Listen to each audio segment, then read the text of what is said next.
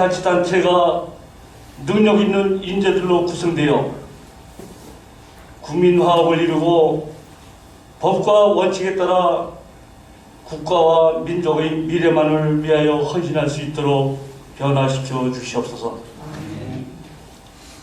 그리하여 열심히 일하는 사람들이 잘 사는 복된 국가가 되게 하옵소서. 한반도뿐만 아니라 동북아와 세계 평화를 위협하는 북한의 핵과 미사일을 억제하게 하시고 북한의 어떠한 출애굽기 33장 1절로 6절 말씀 133쪽에 있습니다. 여호와께서 모세에게 이르시되 너는 내가 애굽 땅에서 인도하려 하는 백성과 함께 여기를 떠나서 내가 아브라함과 이삭과 야곱에게 맹세하여 내 자손에게 주기로 한 그 땅으로 올라가라. 내가 사자를 너보다 앞서 보내어 가나안 사람과 아모리 사람과 헷 사람과 브리스 사람과 히위 사람과 여부스 사람을 쫓아내고 너희를 적과 꿀이 흐르는 땅에 이르게 하려니와 나는 너희와 함께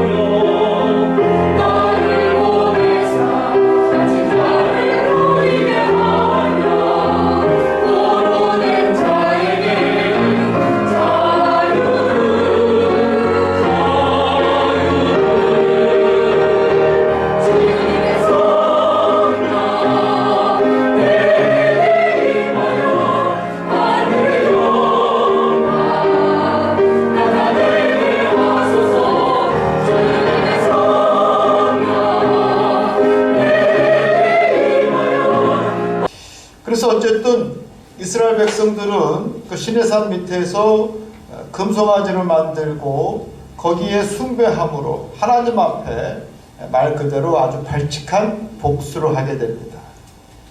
그들의 모습을 보시고 하나님이 마음이 상하셨어요.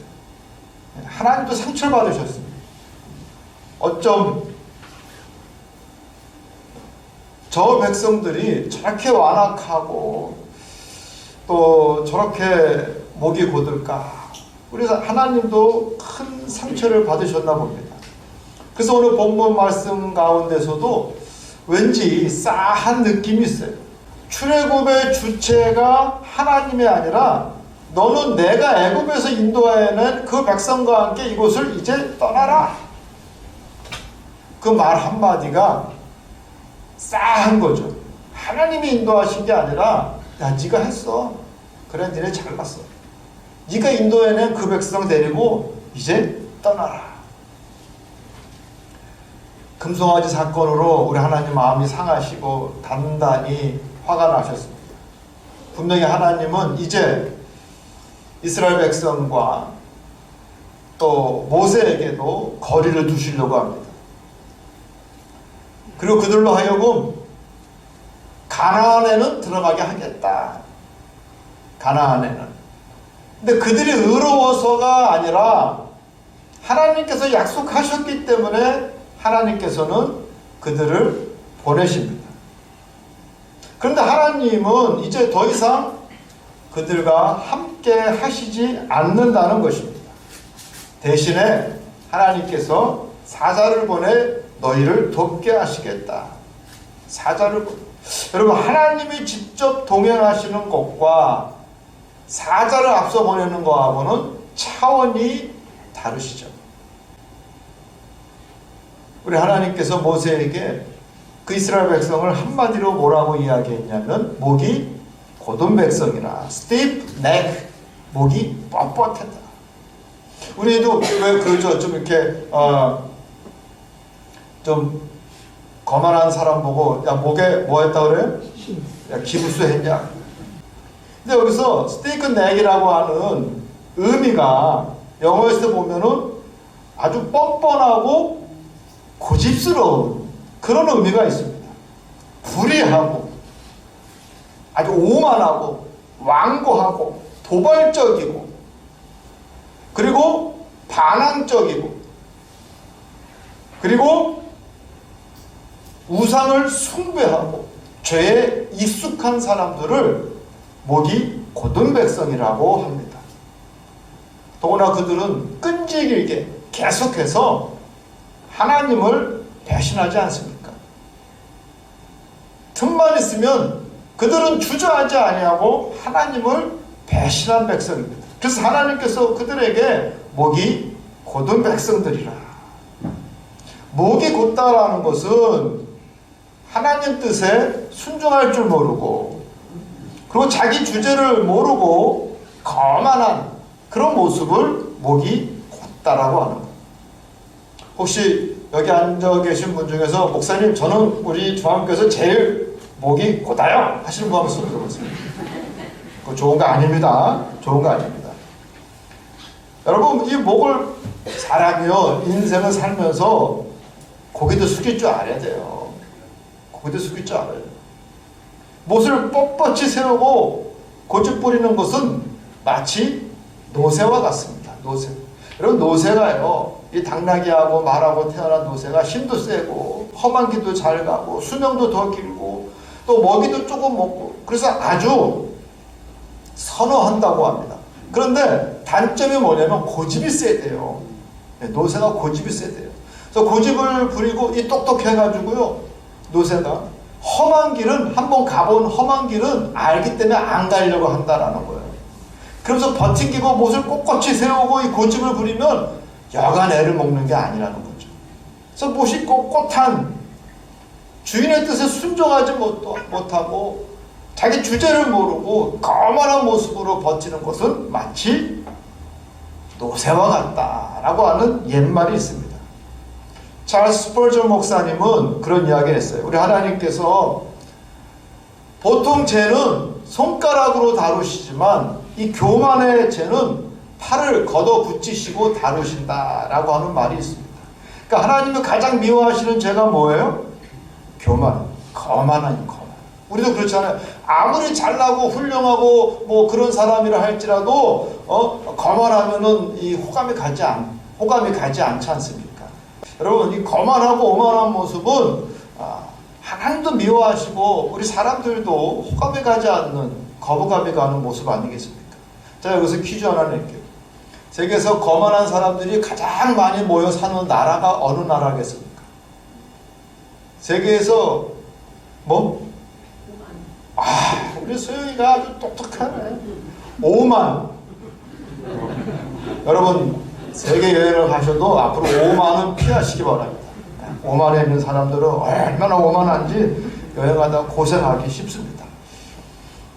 우리 하나님께서 모세에게 뭐라고 말씀하시냐면은 나는 너희와 함께 올라가지 아니하리라. 내가 너희와 가까이 하면 진멸을 까노라. 진멸을 까노라. 더 이상 봐줄 수 없다는 말씀입니다. 최후의 통첩입니다. 물론 우리 하나님은 그 백성을 너무나 잘 알고 계십니다. 그들이 얼마나 어리석고 목이 곧은 백성이고 얼마나 완고한 백성인지 야비한 백성인지 너무나 잘 알고 있습니다. 여러분 자기 자식을 가장 잘 아는 사람이 누구입니까? 부모 아닙니까? 우리 창조주 하나님께서는 사실 이미 다 알고 있는 사실입니다. 여러분 정말이지 이스라엘 민족은요 우리 하나님도 두 손 들 정도로 상처를 받을 정도로 아주 완고한 고집이 센 사람들이었습니다. 뭐 하나 대충 넘어가는 사람들이 아니었습니다. 여러분 희한하게 왜 이때는 이렇게 완고했을까? 400년 동안 이집트에서 노예살이를 하면서 그들의 어떤 아픔과 고통이 대를 이어가면서 정말 말 그대로 자기들의 컴플렉스가 되지 않았나 싶어요. 힘들고 어렵게 산 사람들이 오히려 포용력이 있어야 되는데 그 고생을 부정적으로 생각하면 자기 인생에도 부정적 영향을 일으킨다. 그러나 그 자기 어렸을 때의 고생을 오히려 약으로 생각하는 사람은 정말 누구보다도 더 활력있고 성공적인 인생을 사는 것을 우리가 볼 수 있지 않습니까? 여러분, 우리도 한번 돌이켜 봐야 돼요. 그러니까 내가 힘들고 어려운 그런 과거의 기억 가운데 헤어나오지 못해서 완고한 모습으로 살아가는 것은 아닐까. 남들이 쉽게 접근하지 못하고 호감가는 모습으로 살아가지 못하는 것은 아닐까. 여러분, 우리가 한번 스스로 돌아볼 수 있어야 됩니다. 정말 고집에 센 사람들이었습니다. 그런데 이제 우리 하나님도 대충 넘어가지 않으십니다. 이참에 그들의 버릇을 고치려 하십니다. 목이 곱고 순종하지 못하는 백성이지만 하나님은 이들을 가르치고 훈련시키셔서 말 그대로 선민으로 만드시려고 합니다. 너희들 계속해서 목이 곱고 완고한 모습으로 내 앞에 또다시 그 모습을 보이면 내가 너희를 진멸하리라. 진멸. 이 진멸이라는 말은 히브리어로 아칼이에요. 아칼. 먹어치우다는 겁니다. 말 그대로 악어가 그냥 뚝뚝뚝 먹어치우듯이 먹어치우다. 너희들이 삼킴을 당할 것이요. 하나님이 결코 너희들의 그런 모습을 용서하지 아니하시겠다. 그 뜻입니다. 이와 같이 하나님의 천천병력과 같은 말씀을 들은 이스라엘 백성들은 가슴이 철렁 내려앉습니다. 당신이 함께 가시지 아니하고 사자를 보내신다 해도 여러분, 사자는 사자입니다. 그의 능력과 권한은 제한적입니다. 하나님처럼 모든 것을 은혜로 풀어갈 수 없습니다. 사자는 용서와 자애가 없습니다. 큰일 났다 싶었죠. 고집센 민족이었습니다. 그런데 이 고집센 것이 한편으로 보면은 긍정적인 면도 있습니다. 우리 선지자서를 읽어보면 호세아나 이사야나 에스겔 이런 선지자들이 그들 민족에 닥친 재앙의 이유, 그 이유가 바로 하나님의 말씀, 율법을 제대로 지키지 못한 결과라고 주장합니다. 그래서 일찍이 강제 이주로 여러 나라, 여러분, 이 이스라엘은요 기원전 700년 전부터 이 강제 이주를 당합니다. 이러저러한 이유 때문에 이 디아스포라라고, 디아스포라, 흩어진 사람들, 이 사람들이 자기 나라가 아닌 다른 나라에 살아가면서 남의 나라에 살면서 자기를 보호해줄 나라도 없고 왕도 없고 군대도 없는 상황에서 자신들을 지키고 자신들이 이스라엘이라고 하는 정체성을 보존하기 위해서 여러분, 그들이 아주 고집스럽게 지킨 것이 있습니다. 그것이 바로 율법이었습니다. 율법. 결국 역사상 가장 경이로운 일을 그들 스스로 보여주지 않습니까?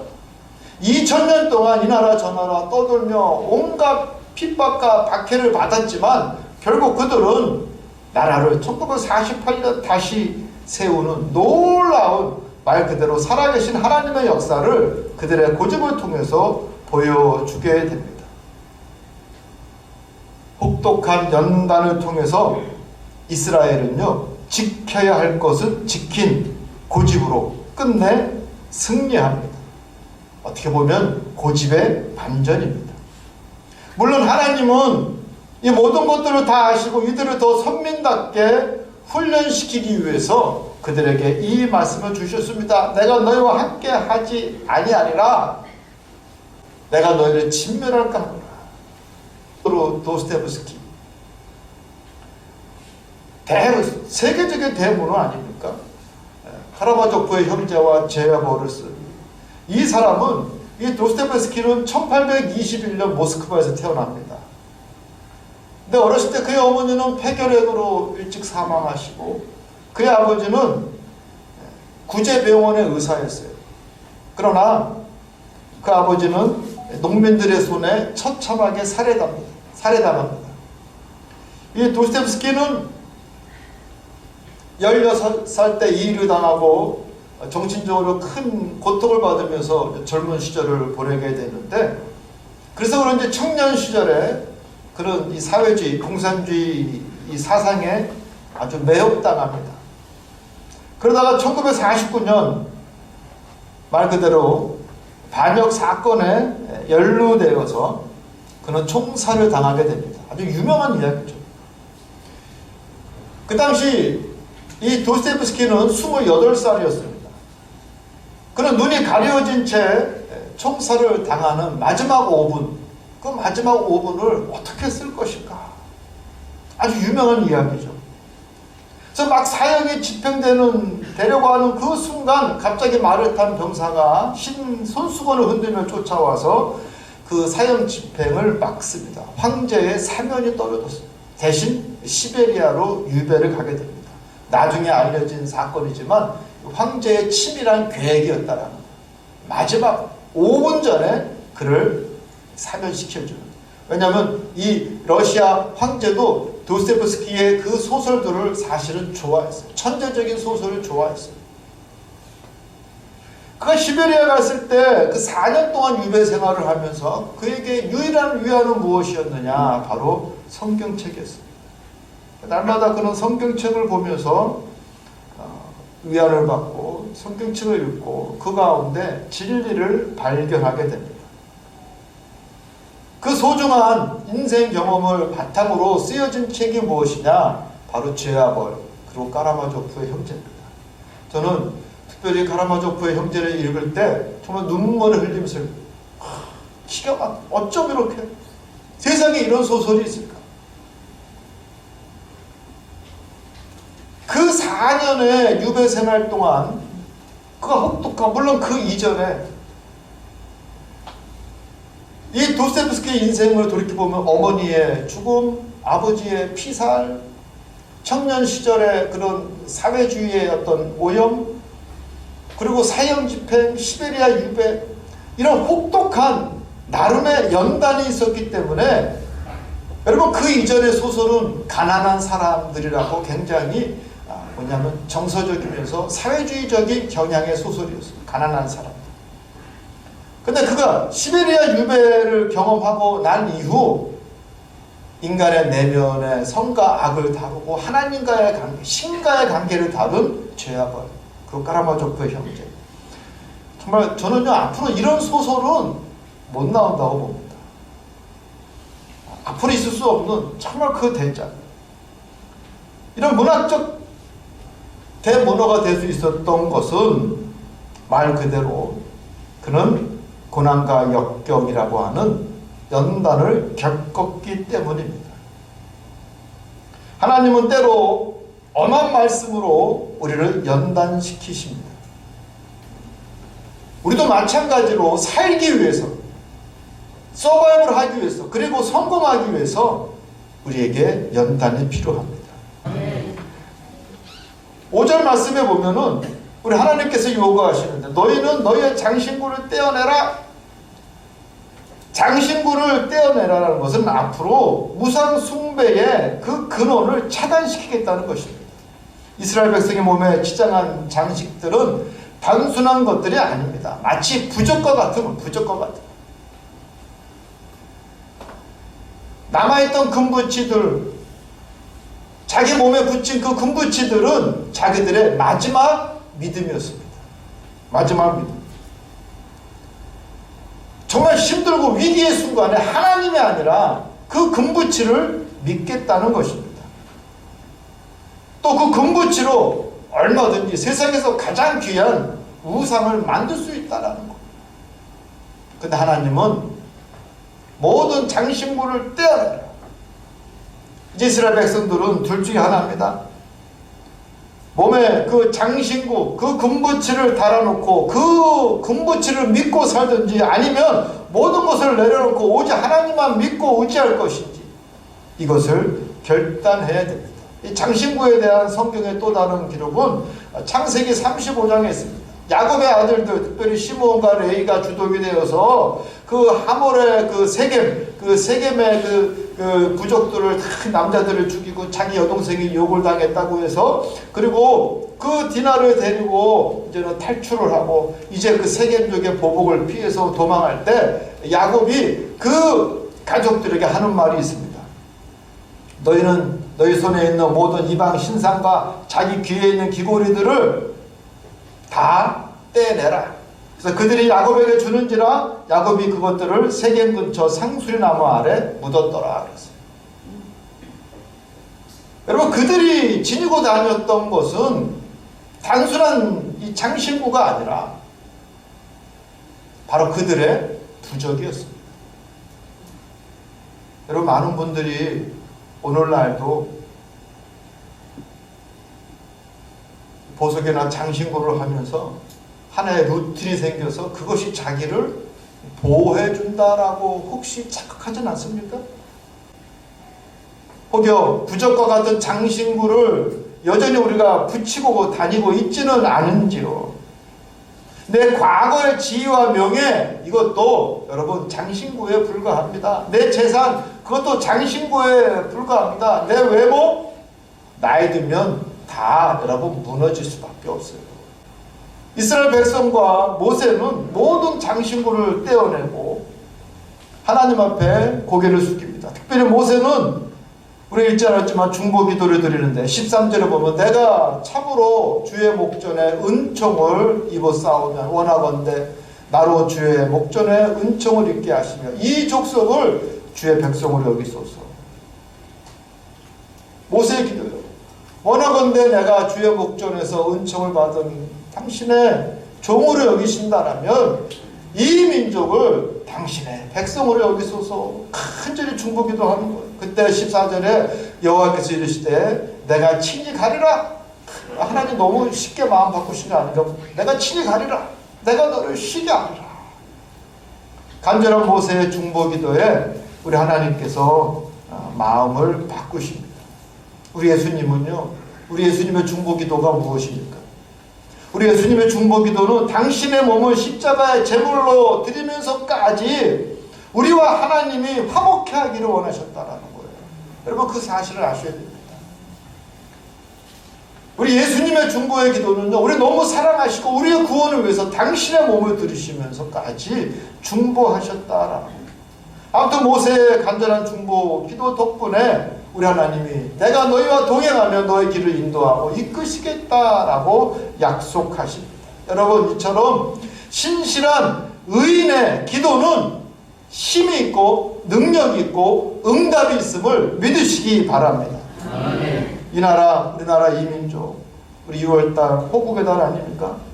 이 구국을 위한 성도들의 간절한 기도가 있었기 때문에 이 나라가 흥하고 있는 줄 믿습니다.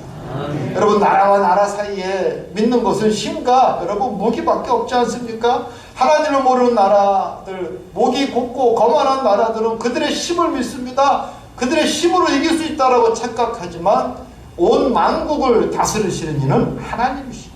하나님.